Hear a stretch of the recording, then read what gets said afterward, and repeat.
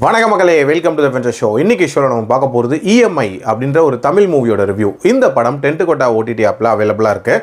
இந்த படத்தோட டைட்டிலே இஎம்ஐன்னு வச்சுருக்காங்க. ஸோ வேறு என்ன பிரச்சனையை பேச போகிறாங்க? ஹீரோவுக்கு கடன் தொல்லை இருக்குது, அதனால் என்னென்ன மாதிரியான விளைவுகளை ஃபேஸ் பண்ணுறாரு அப்படின்ற மாதிரி தான் போகும்.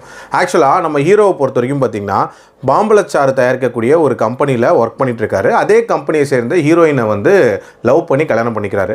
இவருக்கு அம்மா மட்டும்தான் வீட்டில் இருக்காங்க அப்படின்னே சொல்லலாம். இவர் தன்னோட வாழ்க்கையில் பெரிய அகலக்காலாக வைக்கிறாரு அப்படின்னே சொல்லலாம். அதாவது பைக்கு, காரு அப்படின்னு சொல்லிட்டு எல்லாத்தையும் இஎம்ஐயில் வாங்கி போட்டுடுறாரு.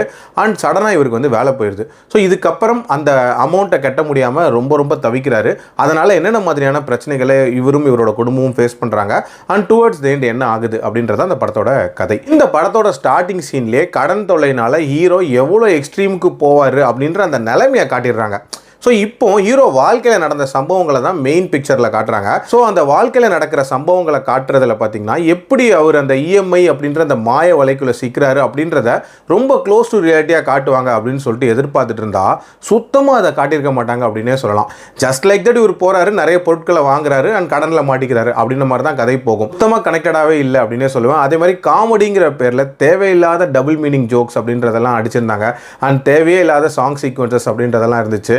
அண்ட் உண்மைக்கு நெருக்கமாக இருக்க வேண்டிய ஒரு கதையில் நிறைய அந்நியமான விஷயங்கள் இருந்துச்சு அப்படின்னே சொல்லலாம். என்னதான் மெசேஜ் சொல்கிற படமாக இருந்தாலும் அதை சொல்கிற விதம் இம்பாக்ட்ஃபுல்லாக இருந்தால் தான் அது ரீச் ஆகும், இல்லைனா ரொம்ப பிளண்ட்டாக தான் இருக்கும். அந்த மாதிரியான ஒரு கதை தான். பட் கிளைமேக்ஸில் இவங்க ஒரு விஷயம் சொல்லுவாங்க. அதாவது நம்ம செஞ்ச ஒரு உதவி நமக்கு திருப்பி பலனாக வரும் அப்படின்ற மாதிரியான ஒரு விஷயம். அது ரொம்ப நீட்டாக இருந்துச்சு. அண்ட் அதை சுற்றி நடக்கக்கூடிய காட்சிகள்லாம் ஓகே. மற்றபடி இந்த படத்தில் சொல்கிற அளவுக்குலாம் ஒன்றுமே இல்லை.